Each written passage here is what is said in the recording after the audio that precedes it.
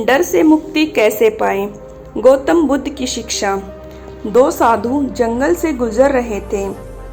एक गुरु था और दूसरा उनका शिष्य था। एक बुजुर्ग था और दूसरा युवा था। बूढ़े साधु ने अपने कंधे पर एक झोली टांग रखी थी। कोई वजनी चीज लटकी हुई मालूम पड़ती थी।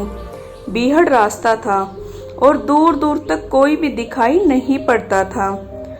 उस बूढ़े साधु ने अपने शिष्य से पूछा कि बेटे, जंगल में कोई डर तो नहीं है? अपने गुरु की बात सुन उस युवा सन्यासी को बहुत हैरानी हुई, क्योंकि आज तक उसके गुरु ने इस तरह का प्रश्न कभी नहीं पूछा था। वह युवा सन्यासी अपने गुरु से कहता है कि गुरुदेव, डर कैसा? यह जीवन तो नश्वर ही है, तो डर कैसा? गुरु ने कहा, ठीक है, हम आगे बढ़ते हैं। दोनों गुरु शिष्य अपने मार्ग में आगे बढ़ते हैं। रात और गहरी होने लगती है और सन्नाटा और ज्यादा छाने लगता है।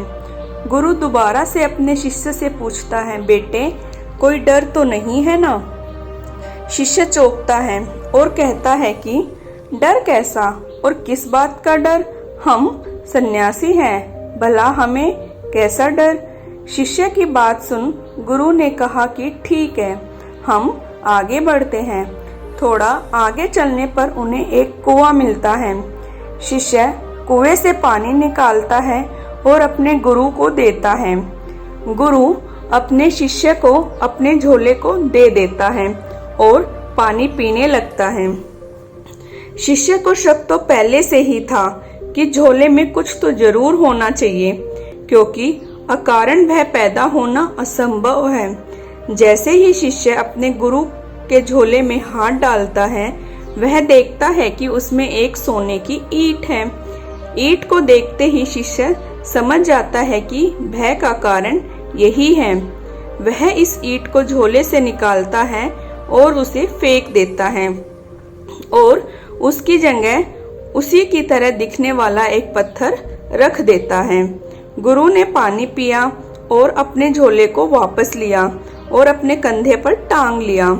वजन का एहसास हुआ, इसलिए गुरु को लगा कि ईंट है, और उसके बाद गुरु और शिष्य दोनों ही मार्ग में आगे बढ़ गए।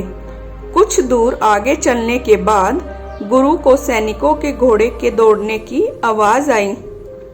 ऐसा लग रहा था मानो सैनिक उनकी तरफ आ रहे हैं। गुरु घबरा कर अपने शिष्य से पूछते हैं कि यहाँ कोई भय तो नहीं है, कोई डर तो नहीं है ना? आप बिल्कुल निश्चित हो जाइए, क्योंकि डर को मैं पीछे ही फेंक आया हूँ। गुरु घबराया और अपने झोले में देखने लगे, लेकिन वहां पर सोने की ईंट नहीं थी, बल्कि उसकी जगह एक उसी की तरह दिखने वाला एक पत्थर रखा हुआ था। लेकिन इतने टाइम से यह पत्थर भी भय का कारण बना हुआ था। वह बूढ़ा गुरु हंसकर कहने लगा कि ये तो हद हो गई। इतनी देर से मैं इस पत्थर को ढो रहा था और यह मुझे लगातार भय भी दे रहा था। गुरु अपने शिष्य से कहता है कि तुमने तो ठीक कहा कि तुम भय को पीछे ही छोड़ आए हो, पर पागल, तुमने यह मुझे पहले ही क्यों नहीं बता दिया? मैं इतनी देर तक इस पत्थर के कारण भयभीत रहा। ये इतनी देर का भय बिल्कुल व्यर्थ था।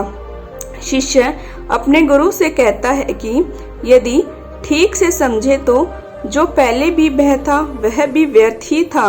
वजन यह भी है और वजन वह भी था।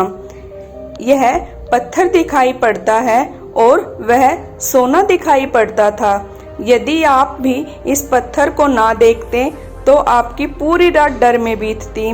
और उसके बाद वह बूढ़ा गुरु अपने झोले से उस पत्थर को निकाल फेंक देता है और पूरी रात निश्चिंतता के साथ सोता है।